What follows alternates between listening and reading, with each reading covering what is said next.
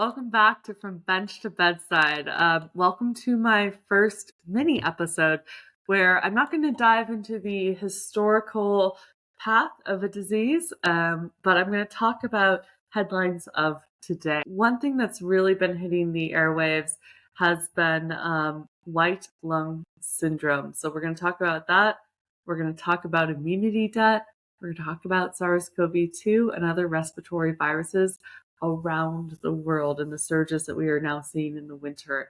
So welcome to From Bench to Bedside. My name is Melanie Matthew, Dr. Melanie Matthew. I have a PhD in the field of immunology, and I'm delighted to be your host today.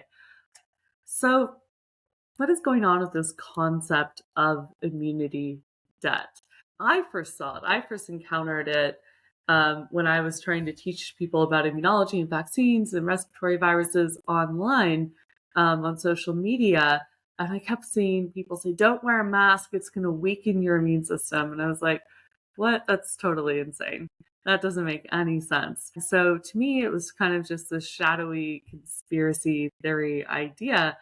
And in a lot of ways, it really still is in the way that people are using the terminology immunity debt. So I'll talk about that. But it's wild for me to see people with the letters MD and sometimes even PhD after their names saying things like, masks don't stop viruses. Don't bother wearing a mask. You're going to get sick anyway. It does nothing. Masks don't do anything. They're silly. While also saying, the same people, don't wear a mask. It's going to cause your immune system to weaken because you won't be exposed to viruses if you're wearing a mask. So is a mask protective then? Is it allowing viruses through? Like you said, it's worthless, it doesn't work. Or is it protecting you from viral infection? It's a very interesting evolution of the way people are trying to communicate around this. And often these are the people I don't agree with, because there is no evidence that lack of viral exposure weakens your immune system. It just doesn't work that way. So we'll talk about that too. So I'm going to get to what I think may be going on with white lung syndrome at the very, very end. And hang on with me. We're going to talk about immunity debt.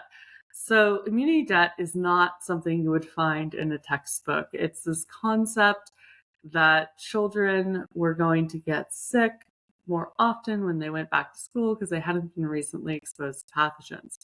That's not a weakened immune system. They just hadn't recently all been exposed. And all of our pathogen protection, particularly the respiratory viruses, wanes over time. Our antibodies to respiratory syncytial virus, RSV, wane every season, and a lot of seasons people get reinfected.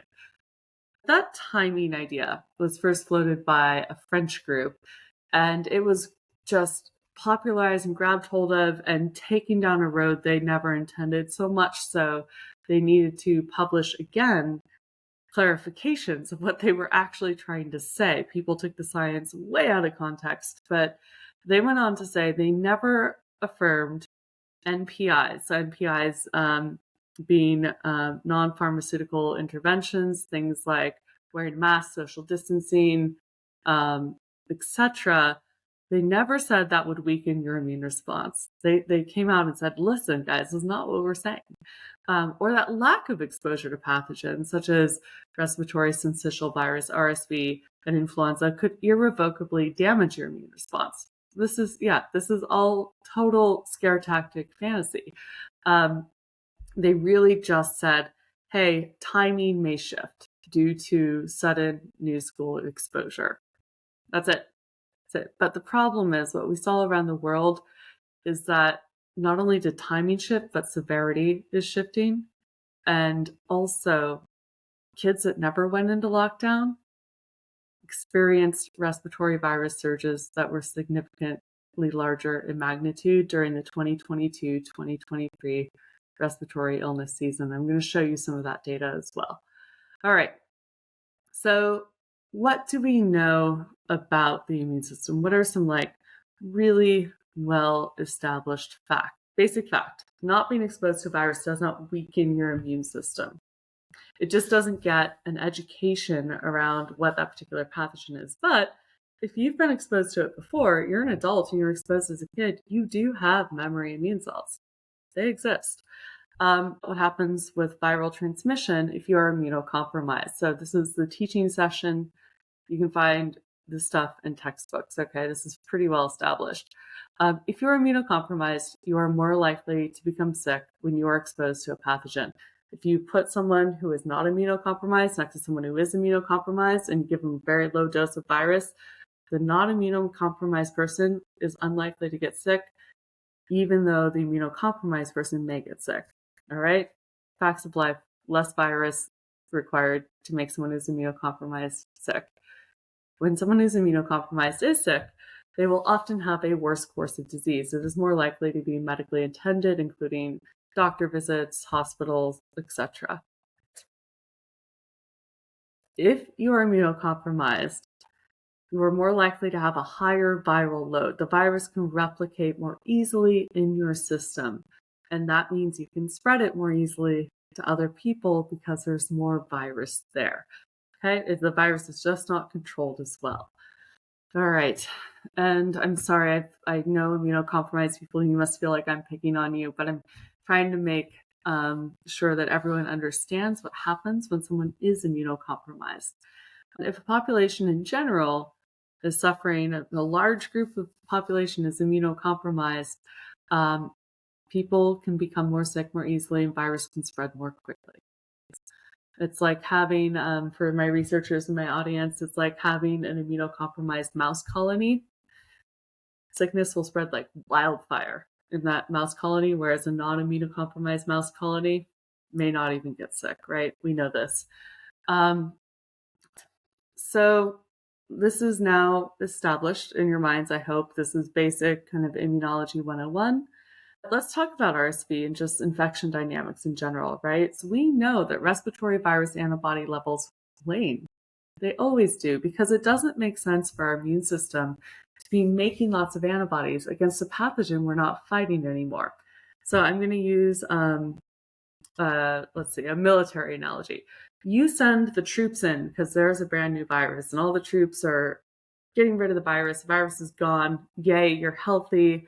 Those troops clear out and they leave behind a couple special forces guys. Those are your memory immune cells. And when they see that pathogen again, they can call up the troops again and say, hey, get back here. We've got a problem.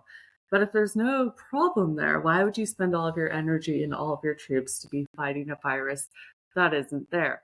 So when the pathogen is gone, your immune system's done its job. It establishes memory. This is long-lived memory. It can last for decades in our system.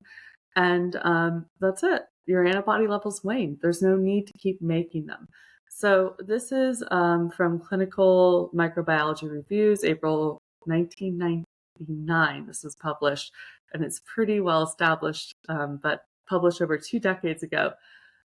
Even if someone has a production of RSV neutralizing antibodies following infection that is robust, humoral, that's the antibody level in the sera, immunity wanes over time, and reinfection during subsequent seasons is common. You still get reinfected, all right? The only difference is now you've got some memory cells, so the infection might not be as severe. Awesome. But you should know that with RSV, most children who get it when they're older have a better course of disease than children who get it when they're younger. So actually waiting a few years before a child is exposed to RSV may be truly beneficial for them. It is really dangerous for little kids because they have smaller airways. And as a child gets older and their airways enlarge, they can handle the RSV infection a little bit better. It's less likely that their breathing will be significantly compromised during the course of the infection. And this is really well known across pediatricians. And, I'm basically just reciting to you textbook data and data that is well published in the CDC. So these little kids going to school for the first time and first time seeing RSV, a lot of kids don't get exposed till they're 4 or 5. And usually that's better for them. So there we are. It's shouldn't be that big of a deal, right, to be coming out of lockdown. But I don't know, we're having respiratory virus surges. Let's talk a little bit more about that. Respiratory virus surges were not limited to countries that had just come out of lockdown in the 2022-2023 cold and flu season. in the Northern Hemisphere. So population-based data does soundly refute the concept that immunity debt is responsible for those respiratory virus surges. And I'm going to use Sweden as an example because they really took a very, very different approach to the SARS-CoV-2 pandemic. Therefore, their data is very meaningful relative to what happened with other countries where some of the data may be a little more mixed. And I don't want to say anything too negative about the Swedish government. I think everyone was doing the best that they could in the pandemic, but they admitted that their very unique approach to the pandemic was a failure. Relative to its three neighboring countries, Finland, Norway, and Denmark, Sweden suffered a significantly higher death rate per capita and a significantly higher infection rate per capita with SARS-CoV-2. Some online reports I've seen said, yeah, Sweden sent home some of the kids for some of the time. But when I am talking about Science Magazine and University of Gothenburg, Sweden, and their own government saying, no, we never called for lockdowns. Daycares were open, schools were open. I think we can generally assume that most facilities were open. Social distancing was not being done as much as it was in other places.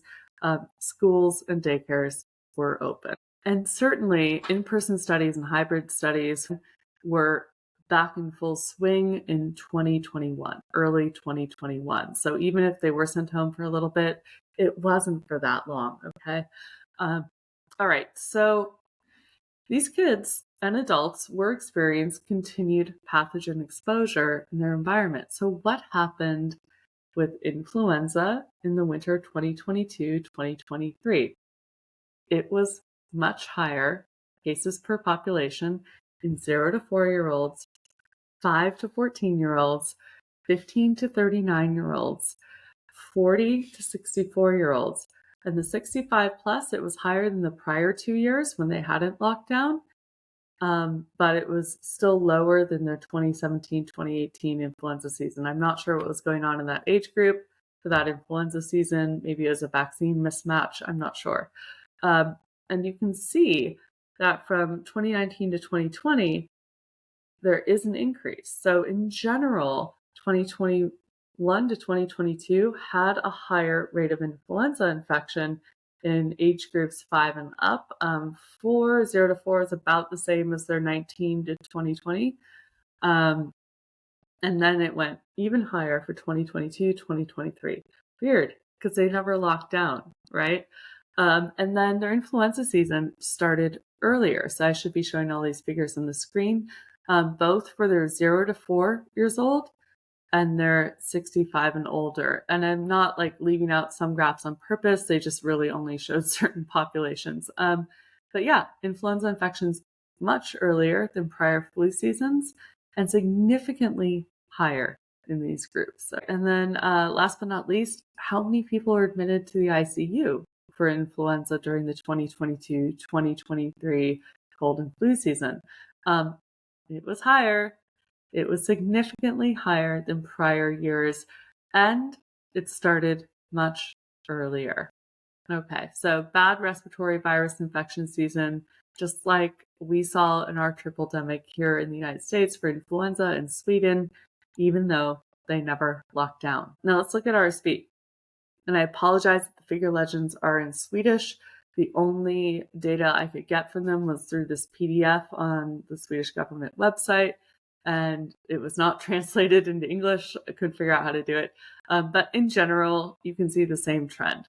RSV infection rates are higher, much higher for the 2022-2023 flu season, and they were peaking earlier for 65 years old, as well as the 0 to 4 years old. So I think that was really interesting, but let's just take a quick gander at what was going on in the rest of Europe at this time. The rest of Europe has an RSV surveillance system where you can look at cumulative numbers from all different countries. And they have a couple numbers I want you to look at here. First week of RSV test positivity. So how early are they first seeing RSV test positivity that goes above 3%? And then what is the median country positivity percent of the reporting countries? First of all, you can see that the cold and flu seasons across Europe, 2021, 2022, 2022, 2023, started significantly earlier. Their first week of the year where they had an above 3% positivity rate came earlier after the SARS-CoV-2 pandemic, or I guess that was technically during it. But, after 2020, 2021, when they were mostly locked down, showed up earlier. So earlier RSV infection. Now, the next thing I want to talk to you guys about is what starts to show up in a population that is immunocompromised are kind of opportunistic infections with things that are around us in our daily life all the time. And we may be exposed to them, but we may not develop disease. So one of these is called mucormycosis. And during the Delta wave, just coinciding with it, tens of thousands of cases of this started to get reported in India, and cases started to get reported around the world, including the United States. And normally it's very, very rare, 1 in a million or fewer. But there were true outbreaks being seen alongside of the SARS-CoV-2 Delta wave. So that's what I'm going to focus on here. And this black mold, this mucormycosis disease, it comes from pathogens that are all around us in our environment. If you go out and you are raking up leaf litter or digging in soil, you are all around this stuff.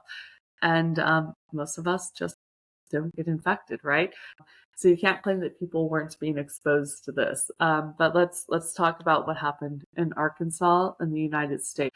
There were 10 reported cases of COVID-19 associated mucormycosis that occurred in a 79-day period from July 12th to September 28th in 2021. This coincided with the statewide outbreak of SARS-CoV-2, the Delta variant, just like what they saw in India. And what happened was 10 of these people got very, very sick. All of them had recently had SARS-CoV-2 and had been hospitalized for it. So one of those 10 was an organ recipient, so he was on immunosuppressive medication, and a few of them were diabetic, so they already had some immune system dysfunction, but none of them were vaccinated. Not one of those people. 6 of them died from this infection. They were not able to save them. So when people start dying of disease caused by pathogens that don't normally impact you, you start to ask the question of what's going on, right? And they were able to trace this back to recent SARS-CoV-2 infection, leading to people being moderately immunocompromised or severely immunocompromised. All right, let us talk about now the research that is starting to mount around SARS-CoV-2 causing people to be immunocompromised. So I'm just going to summarize a little bit of it here. There are a lot of links in my Substack and a lot of links on my Linktree, even more supporting this. So let's just go through some of the ways SARS-CoV-2 impacts your immune system. First, reduced T cell counts. I first read about this in 2020, and I really was surprised by it and a little worried. And I was like, oh gosh, we need more data. Data has been rolling in. This is pretty consistent across the board. 2, there are higher numbers of T cells that have exhaustion markers expressed on their surface. And when I teach people about this, I kind of say it's like putting a do not disturb sign on your hotel room door. No one's coming in. You can't be bothered. These T cells are tired. They're done. If someone calls the troops in and says, hey, we need you, they're going to say, no, I'm sick. I can't do it. They're not going to get activated in the same way they normally would. And as people age, they get an accumulation of exhausted T cells. 3, there's a reduction in the number of cells that are producing a cytokine called interferon gamma. Interferon gamma is a cytokine that plays a critical role in fighting off viral infections. So in people who have had severe SARS-CoV-2 infection, there are fewer of a cell type called plasmacytoid dendritic cells, which are one of the major producers of interferon gamma, and these people simply have less interferon gamma. SARS-CoV-2 infection may induce your body to create autoantibodies against cytokines. So this would be an antibody that would neutralize the activity of a cytokine in your system. Again, interferon gamma is used as the example because if you knock out that activity, you reduce your ability to fight off a viral infection. 5. Autoreactive B cells may develop post-SARS-CoV-2 infection. This is problematic because autoreactive B cells produce antibodies that bind and target your own self proteins. And in one of the studies I read about this, they compared the number of autoreactive self-antigen recognizing B cells post-SARS-CoV-2 infection versus influenza infection. These do start to show up when you have major inflammatory events, significantly higher in the COVID-infected people.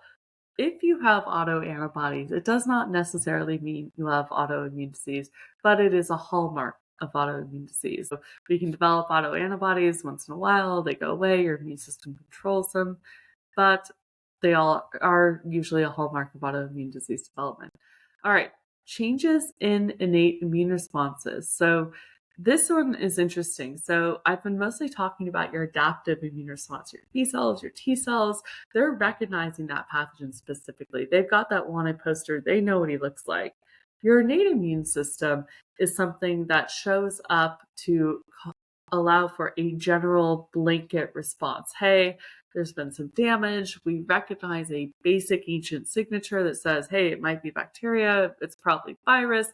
Let's just send the troops out. Let's send in the reinforcements. We don't even need to know what it looks like. We just know something's there. We're going to surround the area.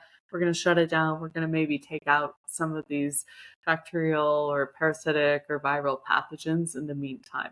So your innate immune response is one of the first and earliest responses, but it also continues to play an important role throughout viral infection where it can identify virally infected cells, doesn't need to even know which virus it is infecting that cell, and it'll take it out. So all of these systems are disrupted post-SARS-CoV-2 infection in a lot of people. We don't know how long this immunosuppression goes on or how long these systems are disrupted in general for people. In studies I've read, they've shown anywhere from 3 months to 18 months, with a lot of people starting to recover around the 3-month mark. Some people, though, just seem to not recover for a very long time. We don't know why that is just yet. Now I'm going to talk about my least favorite part of this, but I cannot avoid it as an immunologist. I think it would be disingenuous not to chat with you guys about it. All of those elements of immune system dysregulation, dysfunction I just described can have other consequences beyond issues fighting off respiratory viruses. So our immune system doesn't just kill pathogens, it eliminates things like cancer cells, and it can keep viruses that are latent or hibernating inside of us at bay. They can kind of tamp down that virus's ability to replicate and become active again. People who are highly immunocompromised have increased rates of aggressive cancer across all age groups. So when your immune system is not functioning well, it is more likely that you may develop cancer. That is just a very, very sad fact. But looking at months to over a year of some people being immunocompromised post SARS-CoV-2 infection, this does start to worry me a little bit. Two kind of major viruses that are latent in a lot of people's systems.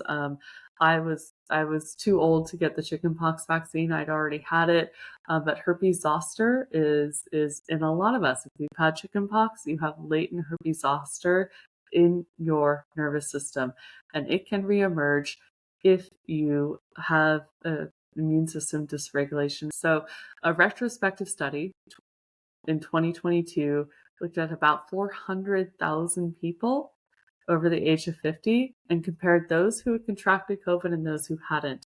And those who had contracted COVID had a significantly higher rate of developing shingles. So their immune system, something happened to them, likely because of the SARS-CoV-2 viral infection, and they were no longer able to control that herpes zoster, and shingles reemerged. All right, the other one, Epstein-Barr virus, recently linked to development of multiple sclerosis and has long been linked to the development of B-cell lymphomas.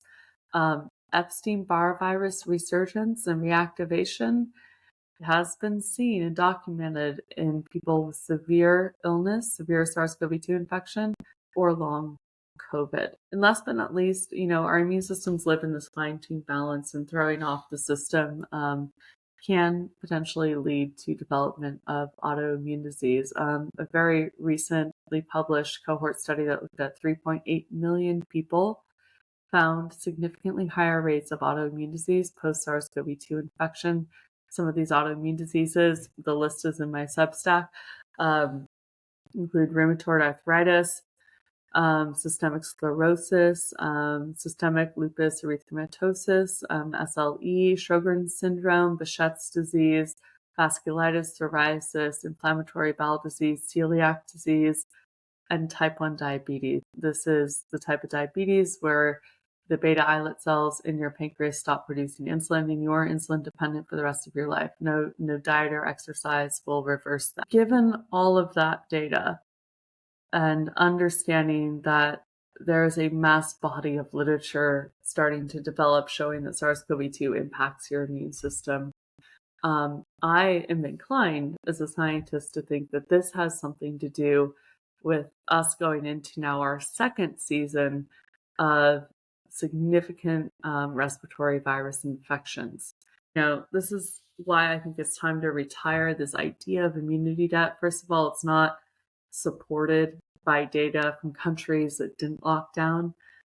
It's not supported by known immunology. And there is a much more robust hypothesis in that dysfunctional immune systems do not fight viruses well, and SARS-CoV-2 can cause this. So what to do about this? Please try to minimize infection and exposure to these pathogens. Masking works really well as far as I'm concerned, and a lot of people will try to counter that or get very angry. I have a whole write-up on it, again, in a Substack post, and I'm pretty darn confident. I've yet to have COVID, and I've been flying and going about my normal activities just fine.